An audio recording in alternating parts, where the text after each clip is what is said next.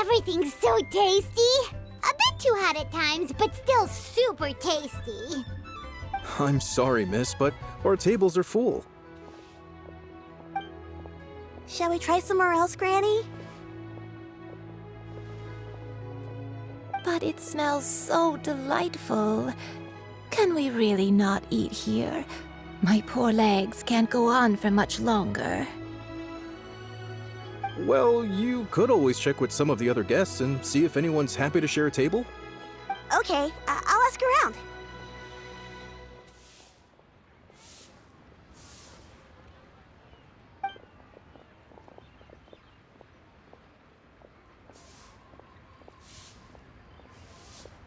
Excuse me. Would you mind letting us share a table with you? There are no empty tables left, so...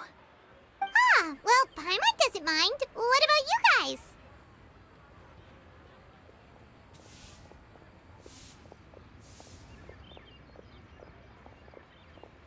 Great! Thanks so much.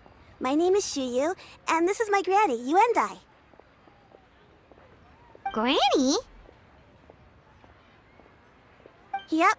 Is there something wrong with that? No, Paimon's just a bit surprised. She looks so young. Yeah. A lot of people compliment Granny on her youthful looks, but she's actually much older than she appears.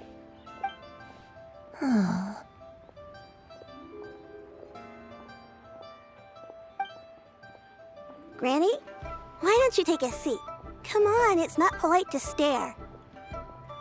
Huh. Have we met before? No.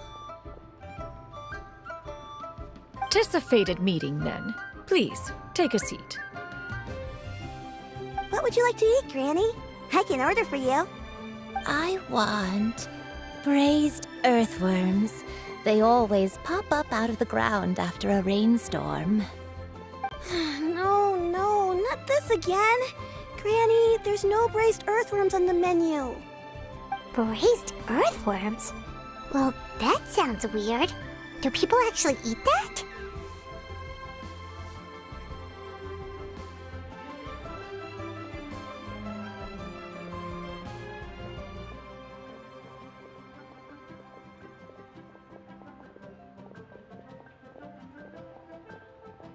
Right, that's what Paimon was thinking too. Need any help? Help? Oh, do you mean with Granny? Thanks, that's nice of you to offer. Granny has pretty bad dementia, so her memory's getting worse all the time. She's always saying things that sound kinda confusing. Actually, her memory's been bad ever since I was little. But it's gotten so bad lately that I even have to remind her who I am every morning.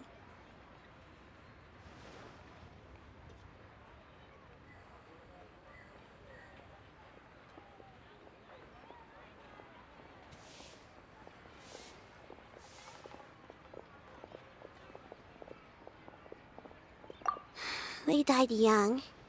It's just me and Granny now. Oh, but it's okay. Don't feel bad. Granny loves me a lot, and I love her a lot too. Sure, it's hard at times, but you just gotta make the best of the life you've got. Wow, you're really tough for your age, kid. You're too kind. And me? Oh, what about me? You're tough too, Granny. Plus, you're really gentle, and you're always there for me. Yes, and it's hardly as if I forget everything. I still remember the important things. Wait, what was that really important thing again? Ah, I remember now. It was a dream. I had a dream where everything was dark. Someone was standing in front of me. She told me to come and find her, and that once I'd found her, I would be free. Huh? That sounds super important. But how come you've never told me about it before? It was just a dream, so I forgot about it. But I'm in a good mood now, and somehow I remembered it again. You know, I believe I've had this dream a great many times. But just how many times have I had it? Now that I do not remember. Wait, so you have a reoccurring dream where someone's talking to you? That sounds spooky. Oh, does that mean you're possessed?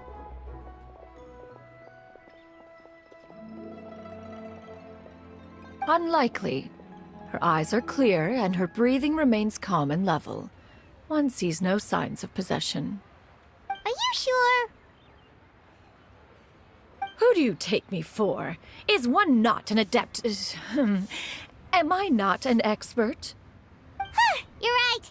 Paimon almost forgot you're the expert. In that case, do you still remember what the person in your dreams looked like, Granny? Not anymore. Although, I have a sense that she looked rather like me. But not as I am now. My younger self. A younger version of Granny? This is just getting weirder and weirder. What is going on here? As one said, fate must have brought us together. You may leave this situation to me. Are you sure? So, what are your names? Paimon's Paimon.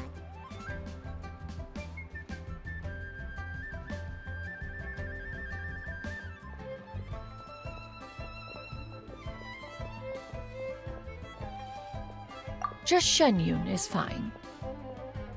Thank you all so much for offering to help. But first, I'm sorry for asking, but, how do you want us to pay you back? Oh, we don't need any payment for this.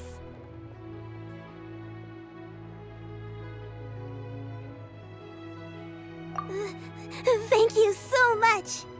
You're welcome! But Miss Shenyun, what exactly can we do to help out this Granny? All we have to go off is that dream. Where do we start? That is elementary. Since her dreams portray her younger self, then we shall retrace the steps of her youth. Once we have revisited those places, her memories will likely return. Sounds like a plan. So, Granny, do you remember which places you went to when you were young? Why, of course I do. The heavens above, the earth below, the wispy clouds, and the emerald mountain streams. Okay, taking that as a no. I might have an idea. Once, when I was really little, my dad told me that Granny used to be a martial artist heroine who saved loads of people from a disaster.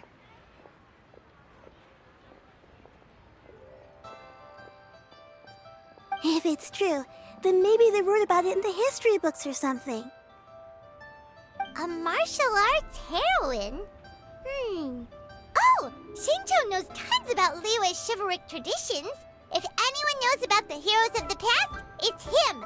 Let's go find him at the Feiyun Commerce Guild. Are you leaving already? But I'm still hungry. I'll go order some food, Granny. If there's nothing on the menu you especially want, I'll just get a few different things. It seems we must part ways for now. The Traveler and Paimon are bound for the Feiyun Commerce Guild, while Yuendai and Shuyu shall remain here and partake of their lunch. As for myself, I have matters to discuss with Streetward Rambler. Streetward Rambler? Oh, you mean Madame Ping! Precisely. Let us meet at Yujing Terrace once you are ready.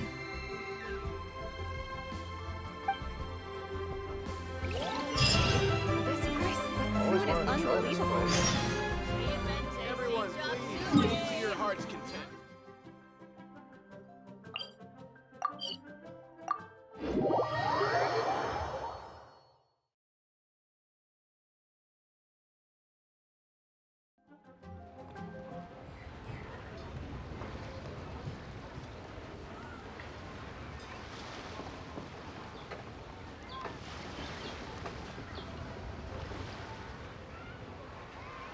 something on your mind again?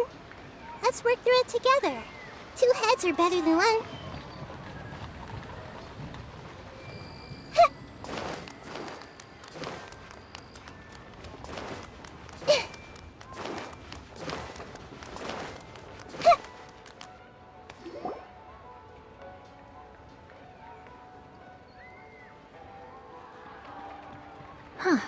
It's you two. What brings you here? Shincho! Great, we found you! We wanted to ask you about something.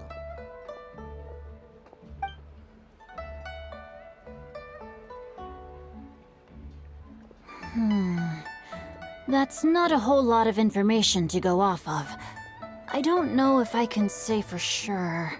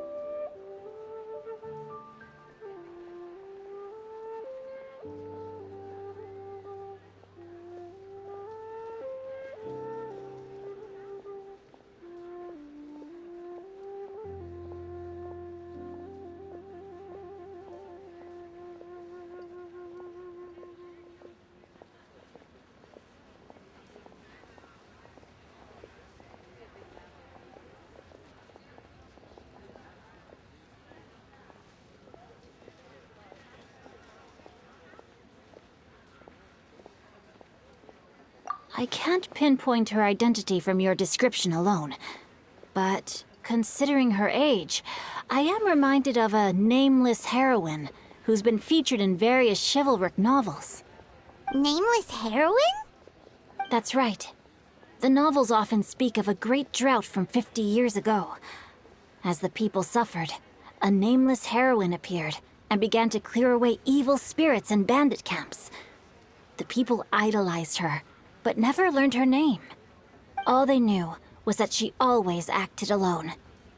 Later, though, she supposedly fell in love with a similarly noble-minded exorcist from Mount Tianheng. They were well matched in more ways than one, often fighting together as a fearsome duo of otherworldly strength. After the drought ended, the heroine and the exorcist left the public eye and began living a reclusive life in the mountains. All that remained were tales of her incredible accomplishments. The way this nameless heroine faded from fame into obscurity later in life is not too dissimilar from Miss Yuendai. I hope that's somewhat helpful. Thanks a lot, Shincho. We knew it'd be worth talking to you. It's nothing at all. Just something I came across while reading. I did do a bit of extra research on her story, but it was just out of personal curiosity. Well, Paimon still thinks that's super cool. Oh, wait, Shincho, if you've read up on her, do you know of any places often associated with her? Let me think. In the novels, the nameless heroine always appeared near one of 3 places. Wangshu Inn, the area just north of Jueyun Karst, and Qingyun Peak. Perhaps the real-life heroine who inspired the character was also often seen near those three places. That would explain why those locations appear in the various novels written about her.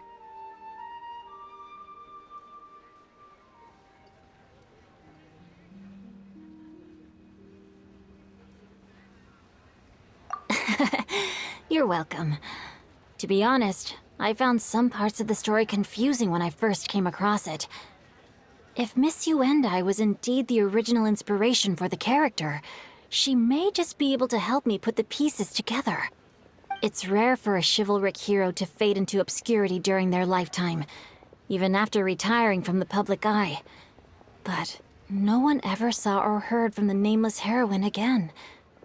There were even rumors that she became extremely ill. I've never understood why someone would go to such lengths to erase themselves from public memory.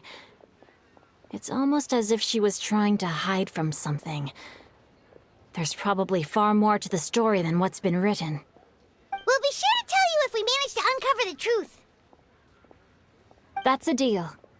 Perhaps, behind the truth of it all, there lies a story more fantastical than any work of fiction. Paimon feels like we just learned so much from Xingqiu. A drought, a nameless heroine, a life of seclusion.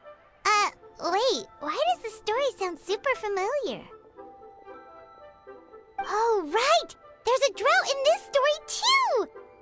Xingqiu, are droughts super common in Liyue or something? Well, they used to be. But people have long since developed methods to prevent them, like by cultivating the soil or digging canals. So while droughts do happen from time to time, they are rarely regarded as true disasters.